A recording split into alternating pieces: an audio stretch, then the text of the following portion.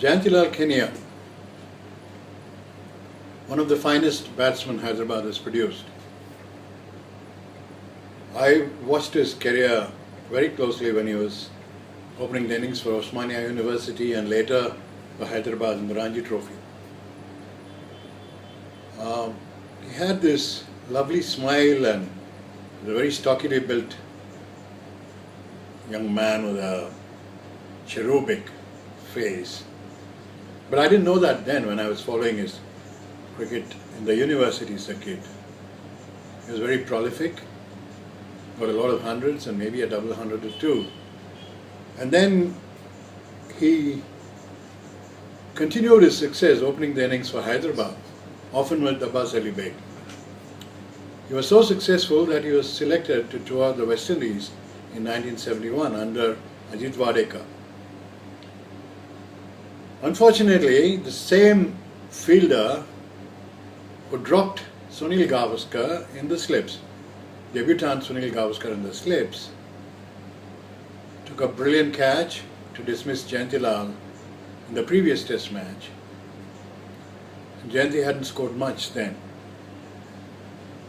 And then young Gavaskar replaced him in the 11. And the rest is history. The young man went on to score 774 runs on that tour. And Jayanti never got a recall into the Indian side. Unfortunately, the press was very unkind to him. A certain writer by the name of Dicky Ratnagar dismissed him as unfit for selection at that highest level, which is very unfortunate because Jayanti, as we all called him, had excellent temperament and he had some good shots as well in front of the wicket, and he could also cut and pull with authority.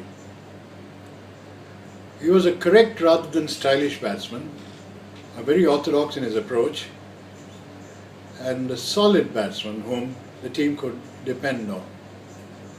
There were ups and downs in his career for Hyderabad, and I believe that he did not get the recognition he deserved, either at the national level or even in Hyderabad cricket in the years that followed that disastrous tour of 1971. Disastrous for Jayantilal, but not for India, which won the series 1-0. I found him a pleasant teammate, a man of few words, very smiling all the time and always fitness conscious, though he tended to put on weight. He was one of the few vegetarians in the side like me, and possibly a Jain in his food habits. I'm not sure though. And Jayanti was fond of dairy products, I think, in his diet, and so tended to put on weight, but he was very fit, extremely fit, and used the skipping rope extensively in the dressing room, quite alert on the field, very dependable, though not spectacular in the field, a safe pair of hands. And what not many people knew was that he was a very handy new ball bowler, a brilliant partnership breaker, but in his team full of good bowlers, both pace and spin, Jayanti did not often get a chance to bowl.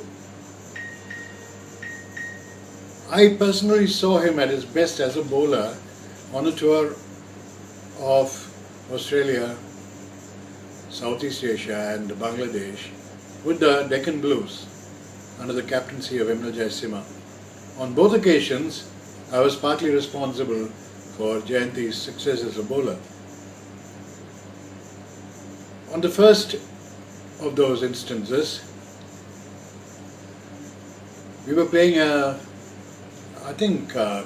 country 11 as they call them in Australia, in some distant outpost off Sydney, I think a place called Camden Park, where somebody who was known better for his agriculture than his batting was really having a go at our bowling, including me.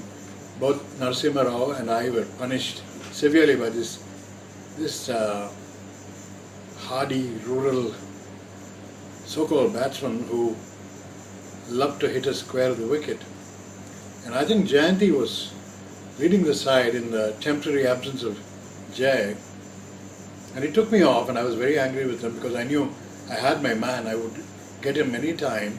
But Jayanti came on to bowl and immediately dismissed him and went on to get 7 wickets that afternoon in a match that was slipping away from us, and actually redeemed our reputation as a very strong side. Later on the tour, or was it earlier, I'm not very sure,